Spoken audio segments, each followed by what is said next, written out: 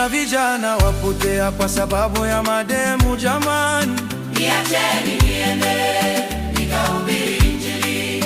Na wadada wapotea kwa sababu ya umbea jamani, niacheni niende nikahubiri Injili. Kina mama wapotea kwa sababu ya mitepuko jamani,